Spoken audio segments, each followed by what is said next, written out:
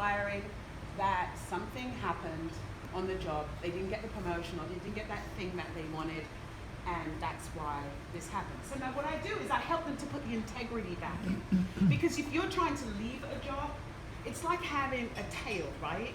You're walking through and you're smashing stuff with that tail, right? So what I want them to do is to have their tail.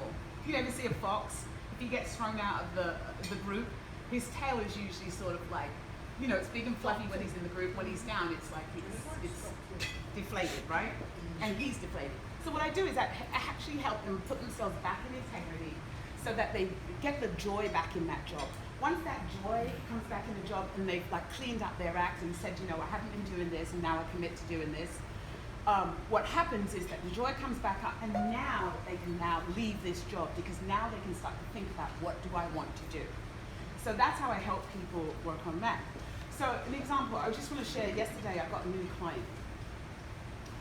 This is how coaching is really challenging. He registered with me 3 weeks ago, he paid me, and he set up an appointment, then he called me and said he has to cancel the appointment. So I said, okay, reschedule.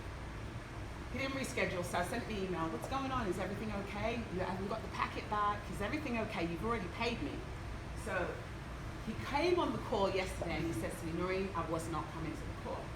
And I said, why? And he goes, I didn't want to talk about myself. I didn't want to talk about my life. I didn't want to talk about anything. I said, but clearly you do want to talk about it. You paid me, you know, you sent the package back. But he goes, I was avoiding. I said, I saw the way you filled out the package. And you know, I can read how people fill out their packages. There's a level of resentment towards themselves, right? One word answers, you know, not very specific, not very clear. Anyway, I spoke to him and he had this constant complaint about his father, who's been dead 5 years.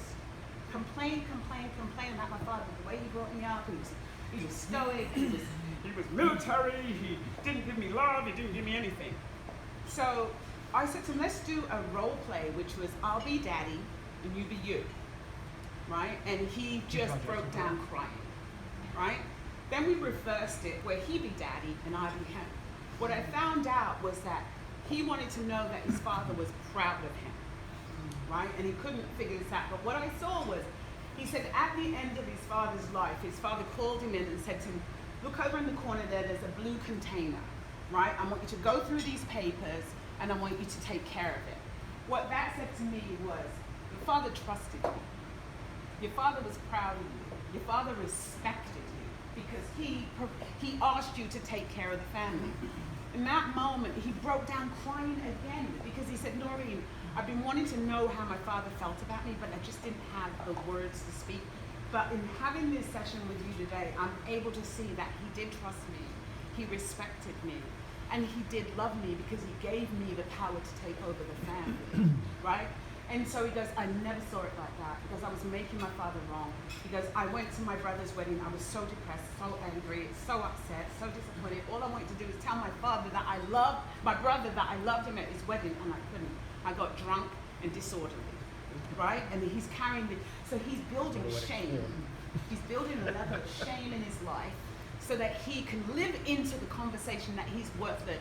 And how he described himself was like he's a piece of dog shit, right? I said, if you work with me, you will never speak about yourself like that again. So I work with people who are, and this guy has a really great job. He's really successful. I work with people who are successful, who have great jobs, who are doing well, that when you look at them on the surface, they're doing well, but on the inside, they're like falling apart. And eventually, over time, it becomes apparent to everybody else that they're falling apart. So my job for him is that he gets to step into his power. He gets to live life his way. He gets to own his voice, speak his truth, and live life his way. And I'm committed to my clients. I'm committed to my work. And it moves me. I always do this. It just moves me to know that I have the ability to help people to transform their lives in ways that make a difference, not only to them, to their families, to their colleagues, and to the world. That's me, Noreen Sumter, Live Life Your Own.